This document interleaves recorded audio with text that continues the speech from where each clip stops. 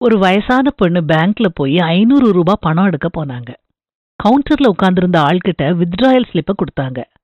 உடனே கவுண்டர்ல உட்கார்ந்திருந்த ஆள் 5000 ரூபாய்க்கு குறைவா எடுக்கணும்னா நீங்க ஏடிஎம்ல போய் எடுங்கன்னு சொன்னாரு. ஏன் இங்க எடுக்க கூடாதுன்னு அந்த அம்மா கேட்டாங்க. அதுக்கு அவர் எரிச்சலோட, ரூல்ஸ் அப்படித்தான் இருக்குது, வேற ஒண்ணும் இல்லாட்டி நீங்க நகருங்க, உங்க பின்னாடி பெரிய கியூ இருக்குதுன்னு சொல்லிட்டு அந்த வித்ட்ராயல் ஸ்லிப்ப அந்த அம்மா கையில கொடுத்தாரு. கொஞ்ச நேரம் அந்த அம்மா அமைதியா இருந்துட்டு அந்த ஆளை பார்த்து, என்கிட்ட பேங்க்ல உள்ள பணத்தை எல்லாம் எடுத்து கொடுங்கன்னு சொன்னாங்க. உடனே அவர் அவங்களோட அக்கவுண்ட் பேலன்ஸ பார்த்தாரு. மலைச்சு போயிட்டாரு. அவங்க அக்கவுண்ட்ல 5 கோடி இருந்துச்சு. அவர் உடனே எழும்பி மரியாதையோட அந்த அம்மா கிட்ட, அம்மா மன்னிச்சுக்கோங்க, உங்களுக்கு கொடுக்கற அளவுக்கு பணம் இப்போ எங்க பேங்க்ல இல்ல, நாளைக்கு ஒரு அப்பாயின்மெண்ட் ஃபிக்ஸ் பண்ணிட்டு உங்களால வர முடியுமான்னு ரொம்ப பவ்யமா கேட்டாரு.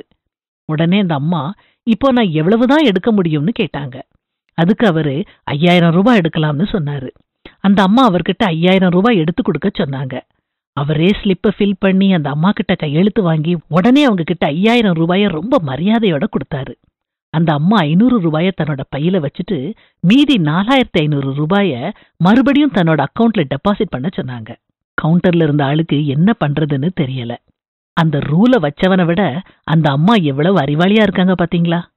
அதனால தோற்றத்தை வச்சு ஒருத்தரையும் நம்ம எடை போடக்கூடாது. ஏழைங்கிறதுனால அலட்சியப்படுத்தவும் வேண்டாம், பணக்காரங்கிறதுனால தூக்கி வச்சு கொண்டாடவும் வேண்டாம். இத